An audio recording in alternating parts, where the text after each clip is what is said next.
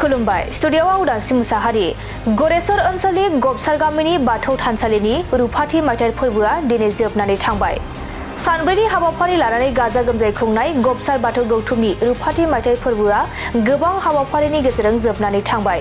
दिनैनि जोबथा सानाव थानसालि थारनायजों सिजौ गुदियाव आलारि बाथि सावनाय फुंबिलिनि आरज गाबनायजों हाबाफारिखौ जागायो। बिनि अनगायैबो दिनैनि जोबथा सानाव आरज हानजाखौ गोसार होनाय थांखिजों आरज बादायलायनाय हाबाफारि लायो। बे हाबाफारिखौ बेखेवना होयो 30 नं गरेसर बियाबनि बारग' एमसिएलए 44 नं गरेसर बिधानसभा बियाबनि इउपिपिएल दोलोनि बिजाथि पबित्र कुमार बर' बिथाङा बाहागो लानानै हाबाफारिखौ बेखेवना होयो। बेबादिनो दिनैनि जोबथा हाबाफारियाव मोनसे गेवलां मेल लानाय जायो आरो बे गेवलां मेलखौ गाहाय आलासि महरै बाहागो लानानै बिटिसिनि इएम महेश्वर बसुमतारी बिथाङा बेखेवनानै होयो। बिथांजों लोगोसे बाहागो लादों इएम लोमस्राव दैमारि, इएम गणेश कसारी बिथांमोनजों लोगोसे सानजा तामुलपुर जिल्ला दुलाराय बाथौ गौथुमनि आफादगिरि, सानजा खोला बियाब दुलाराय बाथौ गौथुमनि दैदेनगिरि आरो ओनसोलनि समाज सिबियारि रायजो राजाफोरनि नुजाथिनायाव जानानै थाङो।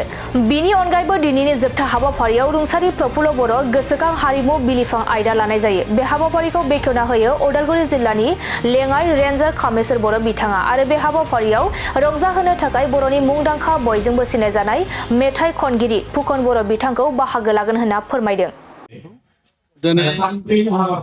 नायनांगोन जोंनि गरेसर समस्टिनि सिङाव थानाय सारा बिसिडिसिनिबो सिङाव थानाय बर'फोरा गामि सभा मोनसेया सानब्रैनि हाबाफारि लानानै बेवहाय दिनैनि जिथु हाबाफारि आरज बादायलायनाय हाबाफारिखौ बेखेवनाय आंखौ लेंहरनायनि थाखाय बे जाय आफादनि दैदेनगिरि साबायखर बावनाय जाबाय आरो रायजो राजा बिथांमोनखौ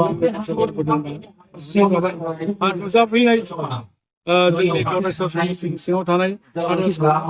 मोननिसिमबो आंनि गोसो गोरबोनिफ्राय आरज सिबिनाय बावहरनाय थाबाय। जिहेतु धोरोम बिथिङाव बाथौ धोरोमाबो दिनैनि समाव जोबोद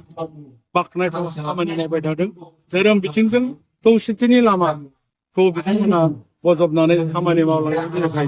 आं सासे दैदेनगिरि हिसाबै बिथांमोनखौ आङो जिहेतु दिनैनि समाव दुलाराय बाथौ गौथुमनि दैदेननायजों गोदो माने थानसालिफोरानो गैयामोन। दायो सुबा गामि जिल्ला माने सेन्ट्रेलसिम जोङो बाथौ थानसालिखौ मोननो हादों। दा बेनिखायनो जाय जेरैबादि नीतिजोंनो सोलिया मानो बाथौआ बाथौआनो इसोरनि दरबाराव सिनायथिनि थाखाय बर'खौ बर' हिसाबै बाथौनि गेजेरजोंबो बर' माहारिखौ सिनायथि होनो हानाय मोनसे बिथिङा फैबाय। थिग बेबादिनो थांनाय चेलामारियाव जानाय गौमा आरजनि गेजेरजोंबो इसोरनि दरबाराव मोनसे सिनायथि होबाय। जेरैबायदि माने बागुरुम्बा मोसानानै हारिमु बिथिंजों बर' माहारिखौ आसामावबो जे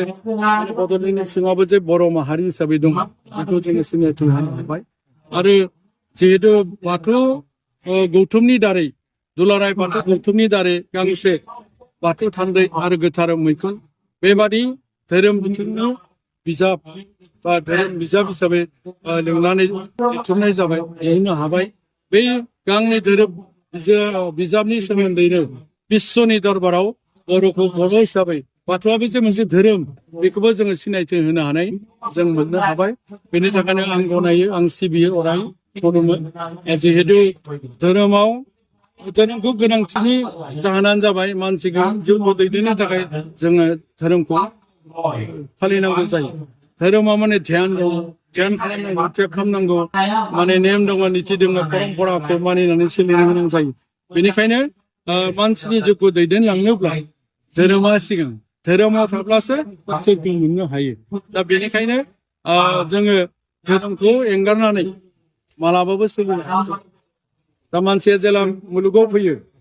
बे मुलुगाव जेला मानसिया फैयो मोनथाम जायगा लानानै फिन थांफिनो। दोरसिनि बारि, जोनोमनि बारि आरो थैनायनि बारि। बै गोरबोआव थानाय समावबो 10 माह 10 दिन उदैयाव थानानै मोजाङै मोजां जोनोम जानो हायो। आरो जोनोम जाखांनानै देरनानै लावनानै जुलि जानानै गथ' गथाय खांनानै रायजो जानानै बोरायनानै मोजाङै जे थैलांनो हायो। बेनि थाखायबो जों धोरोमखौ गोनांथार आरो थैखांनानै मोजां खामानि मावनानै जेन सोरगो रायजोआव थांनो हायो। बेनि थाखायनो जों मानसिनि जिउआव धोरोम बिथिंजों सोलिनो गोनां जायो। नोंथांमोन इसोरखौ इसोरखौ गोनांथियानो जाहैबाय सान्थि थांनोब्ला इसोरनि दरकार नोंखौ दैदेनगोनसो इसोरा दैदेनगोन जिउआव सोरआ हेफाजाब होफागोन बिमा आरो बिफाया बिमा बिफाया जाबाय साख्रि भगबान बेखौ जों मेगनजों नुनो मोनो आरो जायखौ जों सानफ्रोमबो नागिरदों माने इसोरखौ मोननो थाखाय साकार भगबान राफा बिथांखौ जुदि सानना न'खराव सिबिनो मोनदों बे इसोरा सानना लानो हायोब्ला निस्सय बियो इसोरनि मोननो हागोन बेबादि गोरबोआव थायोब्ला सान्थि थानो हायो आं बेखौनो दिनैनि आइ आफा बिदा फंबाय बयबो खौसेयै थानो थाखाय बिथिंजों सोलिनो थाखाय खावलायनानै नैबे गबसार गामिनि सिङाव थानाय बराफारा गामिसानि जि 25 बोसोरजों लोब्बा लाखिनानै रुपाथि मायथाइ फोरबो खुंथाय फालिनो आखायाव लाबोनाय बियो दिनै फैयै फैयै जोबथा सान बा ब्रैथि सानाव आगान होबाय दायो जोङो बायदि हाबाफारिफोरा जानानै थांगासिनो बा सोलिगासिनो बे जोङो रुपाथि मायथाइ फोरबो खुंनायनि जोङो गाहाय थांखियानो जाहैबाय जोङो जा मोनसे जोङो नैबे सुबाखौ गायसननायनिफ्राय जोङो माने बै उननि दा गोदानै जाफुबाय थानाय लाइमोन सेंग्रा सिख्लाफोरा जेन बै जागायजेननायनिफ्राय माबोरै माने जाबोदोंमोन बै सुबाया बेखौ जोङो माने मोनसे जारिमिन हिसाबै बा हिस्टरि हिसाबै जोङो गालांनो थाखाय दिनै जोङो नैबे रुपाथि मायथाइ फोरबो खुंथायखौ जोङो फालिनो 2 बोसोर सिगांनिफ्रायनो जोङो थांखि लाबोगासिनोमोन बे हिसाबै जोङो दिनै खुंफुंनोबो हाबाय दिनै जोङो बे फोरबोखौ खुंफुंनो हादोंब्लाबो जोङो एसे दुखुबो दङ जेरै जोङो 2 बोसोर सिगांनिफ्रायनो थांखि लाबोदोंमोन थिग बेबायदि जोङो दिनै खुंफुंनो हायाखै बोथोरनि एसे असुबिदानि थाखाय बा जोंनि गोबां खुंनो हानाय जोङो मोनसे फोथार जोङो गैया जोंनियाव फिल्ड हिसाबै बे हिसाबै जों फोथारावनो खुंनो लादोंमोन फोथाराव दायो अखानि थाखाय जोङो एसे उसुबिदा जादों दै जादों बेनि थाखाय दायो जोङो जोंनि सुबाया जोबोद फिसाखाय जोङो जों नांजाबनानै थानाय खाथि सुबानिफ्राय जोङो हेफाजाब नागिरदोंमोन थिग बे हिसाबै जों नांजाबफानानै थानाय खाथि सुबानि सुबाफोराबो माने जोंखौ नांगौ हिसाबै जोबोर माने गोग्गोमै जोंखौ मददथि होफैदों बेखौ खुंफुंनायाव माने जाफुंसार होनायाव जोबोर गोग्गोमै माने जोंखौ मददथि होफैदों बेनि थाखाय आङो जोंनि खाथि सुबानिफ्राय जायफोर माने जोंखौ गावसोरनि खामानिफोरखौ गारनानैब्लाबो जोंखौ जेन माने नैबे फोरबोखौ खुंनायाव मददथि होफैबाय बिथांमोनखौ आङो नैबे सुबानि बा सामलाय आफादनि जानानै आङो रोजा साबायखर बावहरनाय थाबाय जिहेतु गावसोरनि माने बेसेन गोसा समखौनो हगारनानैब्लाबो जोंनि नैबे फोरबोआव मैखोमै माने जोंखौ हेफाजाब होफैदों बेनि थाखाय लोगोसेनो जोङो नैबे फोरबो खुंनायनि गाहाय थांखियानो जाहैबाय जोङो माने समाजाव मोनसे दिन्थिनाय नङा जेनेबा जोङो माने जास्ट इयुननि लाइमोनफोरखौ मोनसे मिन्थिहोनाय आरो जारिमिन गालांनाय बेनो जोंनि गाहाय थांखिया आङो बेखिनिखौनो बुंनानै फोजोबथों गबसार बिसिजिनि सिङाव थानाय बराफारा बाथौ थानसालिनि रुपाथि मायथाइ फोरबो फालिथायनि बे सानब्रैनि मेलगोनां हाबाफारि बे सानब्रैनि मेलगोनां हाबाफारिया दिनै ब्रैथि सान अर्थात जोबथा सान बे जोबथा सान हाबाफारि बे जोंहा फुंबिलि आरज जोबनानै थांबाय नैथि हाबाफारि हिसाबै जोंहा आरज बादायलायनाय हाबाफारि बे हाबाफारिखौ जोंहा बेखौ गैयालासे महरै दानि गरेस्वर समस्तिनि इउपिपिएलनि बिजाथि मांगोना पबित्र कुमार बर' सार बिथाङा बेखेवनानै होबाय जे बे आरज बादायलायनायाव गोबां माने हालामनि बियाबनि दैदेनगिरि आरो हानजाफोरा बाहागो लानानै लैलो बाहागो लानायखौ जों नुदों जों जोबोद गोजोननाय मोनदों बे आरज बादायलायनाय जोबनायनि उनावनो गेवलां मेल हाबाफारियाव जोंहा जागायगोन